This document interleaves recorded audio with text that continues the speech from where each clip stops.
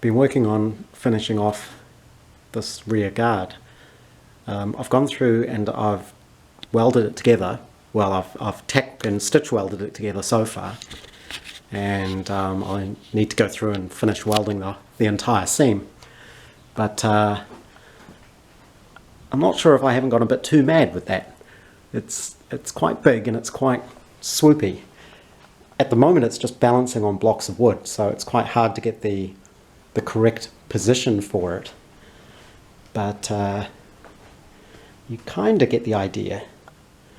They are quite chunky, but then the whole car's quite chunky. And I wanted to leave plenty of room around the guard. It might be a bit too thick actually, but it also sticks out quite a lot at the back there. I've been calling them shin scrapers because that's pretty much the height that they're at. And I do wonder if they might get damaged or people are going to drive into them or walk into them. It's hard to know. But the actual welding went fairly well. I'm still pretty new at TIG welding, and I did of course manage to blow the odd hole here and there. Some welds are a little bit lumpy. But in general I was able to do it without needing any filler because I managed to get the edges to fit really closely together. And I knew they already should because the curves were all cut fairly accurately. I did have to trim a little bit here and there, but at most it was about 0.5 millimeter, just where it was a bit jagged on the edges, just to get the edge smooth. But that went together fairly well. It looks like there's a bit of a twist in it. The front and back are untrimmed at the moment. So what I'll probably do here is just put a little radius on the back and bring this one flat across the front there. Maybe a little bit of an angle down, I'm not sure.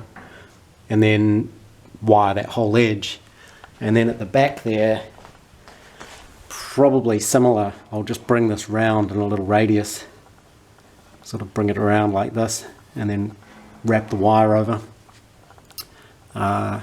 One thing I did have to do to be able to hammer it, I need to, now this is welded, it's fairly straight, especially on the straight parts, but if you look here you can see it's a little bit wavy, and part of that will be because where the welds are done it shrinks. So after I finish welding it and then a little bit of sanding back, it shouldn't need much, just where I've added filler where there's a bit of a lump, I then need to planish all that smooth. And to be able to do that, I ended up modifying my comma dolly. So I've put a slight radius on there. The diameter of it was about right for the curl on the edge of the guards, which is about 2 inches. So I should be able to use that up inside the guard to smooth all that out. And I need to do a little bit of that just before I finish seam welding it, just to get the edges to meet together. I did find sometimes it was easier to take the whole guard, flip it upside down, and hammer it from the inside to bring the edges into alignment so I could weld them.